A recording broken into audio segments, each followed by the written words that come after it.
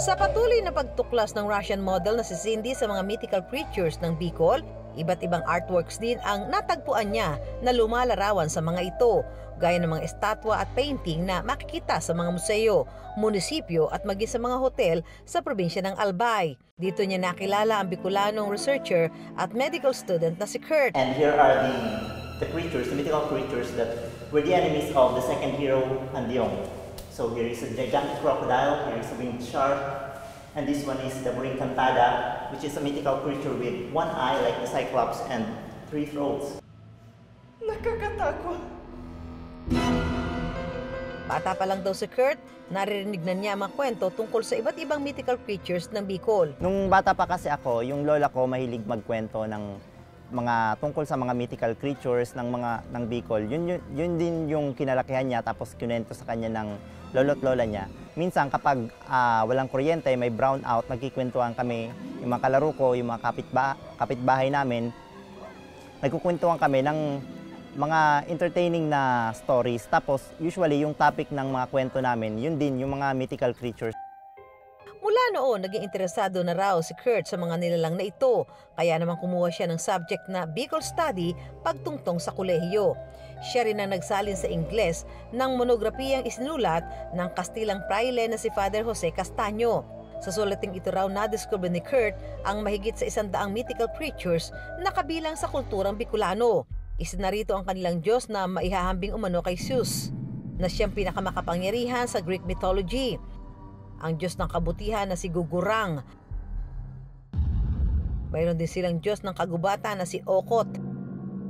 At Diyos ng karagatan na si Magindang na maihahambing naman kay Poseidon. May mythical creature din ng mga taga Bicol na kung tawagin nila ay aswang. Pero kaiba sa aswang na alam ng marami sa atin, itinuturing nila itang Diyos ng kadiliman at may hawig umano sa hitsura ng fallen angel na si Lucifer. Itong mga pinaniniwalaan nilang ito ay siyang bumubuo ng kanilang relihiyon, ng kanilang mga superstitions. Yun ang pinaka-basic na pinaniniwalaan ng mga tao nung araw, bago pa dumating dito yung mga Kastila. Isa sa mga pinakakilalang mythical creature ng kulturang Bicolano, ang Angongolood. Ang hitsura raw nito, tila isang orangutan na may mabalahibong katawan.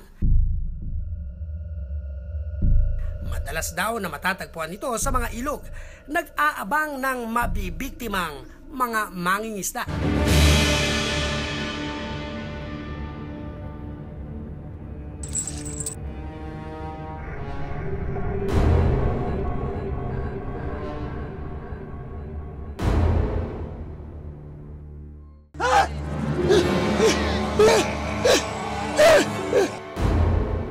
Sino man daw ang yakapin ng Angongolood, nagiging tuod o driftwood. Kaya ang ginagawa ng mga namamangka, pagka malapit na sila doon sa tubigan at masense nila na mayroong angongoloo doon, pupukpukin nila ng mga sagwan nila yung bangka para maingay.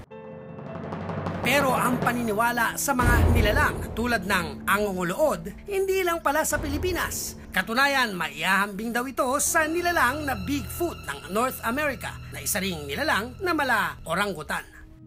May isa naman daw nilalang na karaniwang hayop na kapag tumanda, nagiging dampuhala. Ang tawag ng mga Bicolano rito, darwanak.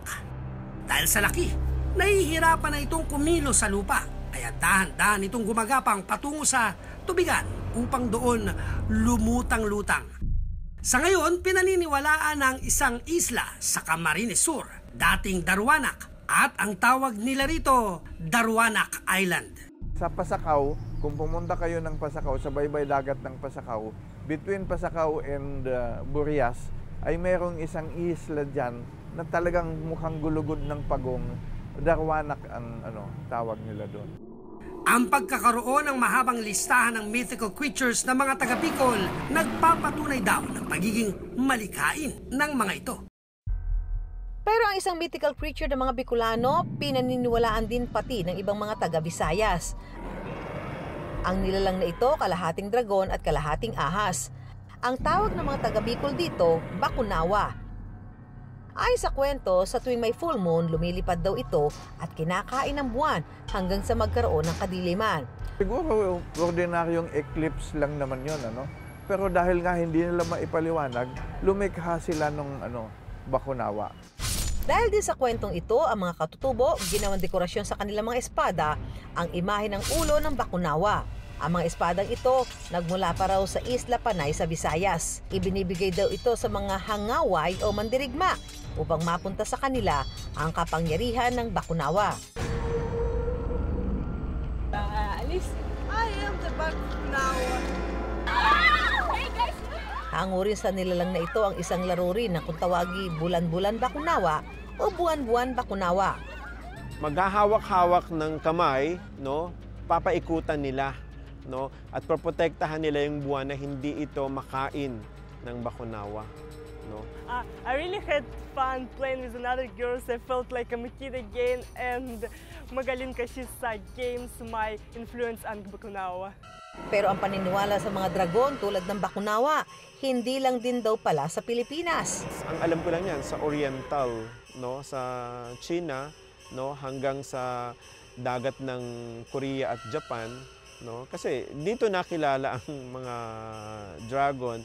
Tapos although sinasabi rin nila sa mga lake at karagatan sa Mediterranean Sea, meron ding lumalabas na bakunawa, pero hindi maipaliwanag. Ito yung mga dragon dito na nagbubuga ng apoy. Pero I wonder, ang mga kwento tungkol sa angongolood, daroanak at bakunawa, saan nga ba ibinase? At may katotohanan kaya ang mga ito? Ayon sa eksperto tulad ng Tambaluslos, hinangulang din ang mga nilalang na ito sa monografiya ng praileng si Father Castaño. Pero hindi lahat ng mga mythical creatures sa kulturang Bicolano mababasa lang daw sa mga libro. Katunayan, ilan sa mga ito pinaniniwalaan nilang totoo.